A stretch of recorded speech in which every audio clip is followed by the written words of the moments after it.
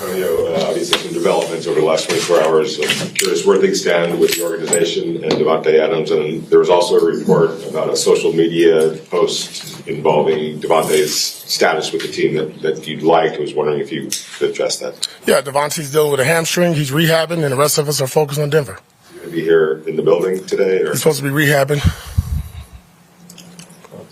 So yesterday, Davante went on the Up and Adams show and discussed, it was a social media post earlier this week. Is that something that was accidental on your part in terms of liking the post? Or? Yeah, I'm just focused on Denver. Coach, how do you think Jack Jones responded to missing some time to start the last game? Oh, no, I think Jack Jones handled it like a pro, right? Like I said after the game, that was between me and Jack. We did what we had to do, and Jack did what he had to do when he won the game. Thought he tackled, thought he's physical, thought the effort was there. Everything that we asked him to do, he did. Have you communicated with Davante, and where is the relationship with you? And me and Davante talk often. Have you talked to him since all of this? I believe that between me and Davante. Are you concerned at all about this being a distraction? No, because we're focused on Denver. Coach, what can you say about how the offense performed last week in Davante's absence? Well, I thought some guys stepped up. DJ Turner, right? We got him some action, tried to give him a deep shot on the third play of the game. Just missed him there. Then we got him back on that reverse. I thought it was really good. Thought Trey Tucker, who we voted as Raider of the Week for us, thought he did an outstanding job. Just not with the receptions, running the ball, blocking, everything we asked him to do. He really stepped up. That was huge for us as well. And I think you guys saw it with McAllister. We put him all over the field, gave him a little toss crack, and he hit the first one, and the second one didn't look as pretty. But I thought he did an excellent job of just all hands on deck for that game. Does Tyreek need to do a better job? Tyreek need to do a better job of avoiding big hits at the end of runs. It seems like he's maybe running a little too straight up. I think he needs to realize that they're going to hit him. He better brace himself. He better lower that shoulder. Now, he's not the biggest guy, right? He's not the biggest guy, but he's one of the toughest guys, right? And I think he did take some hits last week.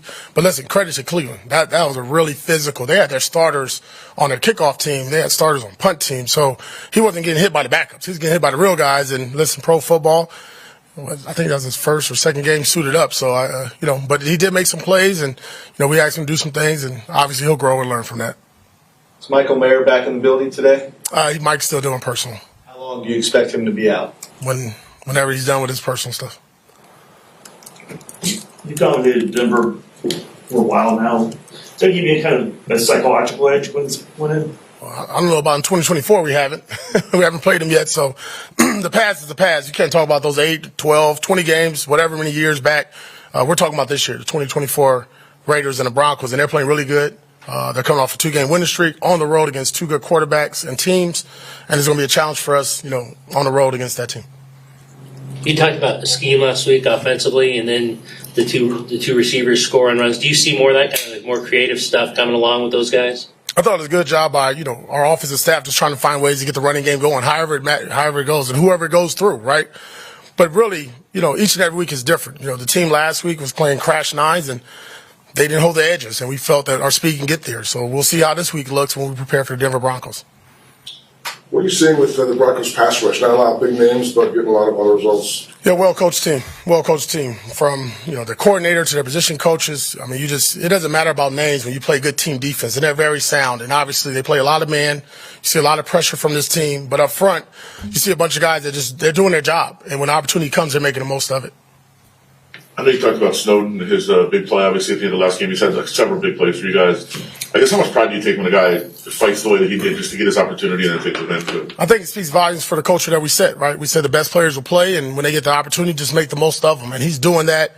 It started on let's go back. It started on practice squad, giving a hell of a look. An opportunity comes up. He's ready. He's prepared. He goes into special teams. He does that. And then, okay, look, we want to play a different defense. We want to get a bigger body out there. And listen, we're dropping them in coverage. We're actually in the rush. We're actually doing a lot of things. And, credit to the player, really, putting in the time and effort in the building to study and along with our coaches to get them prepared. And it's showing up, obviously, on Sundays. Snowden and some of those other defensive linemen might have bigger splash plays, but Tyree played a ton. I think the most he has in a while. What have you made of his progress since he's been back from injury? I think I said this before. Rookie season last year, coming off injuries, late start to the season, picked it up at the end of the season for us last year when I took over.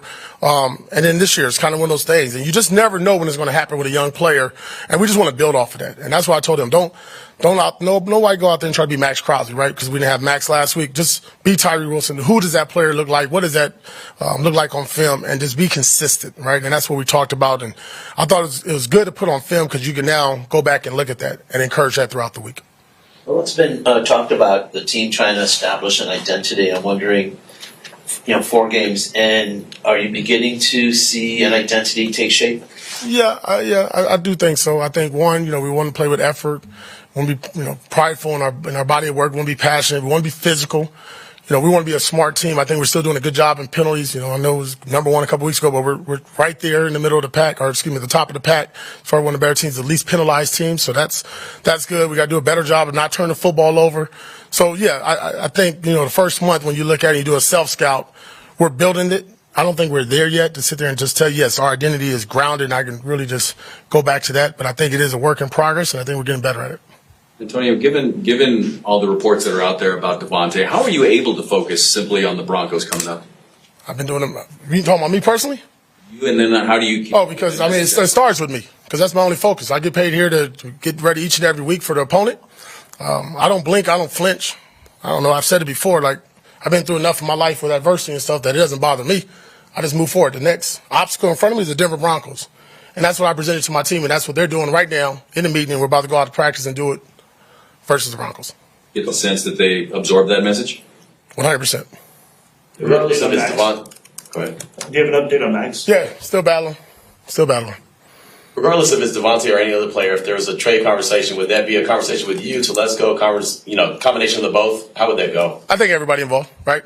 Myself, Telesco, Mark Davis. Coach, with the Davante Adams situation, is there a message or a tone or a precedent you're trying to set with the situation at all, or?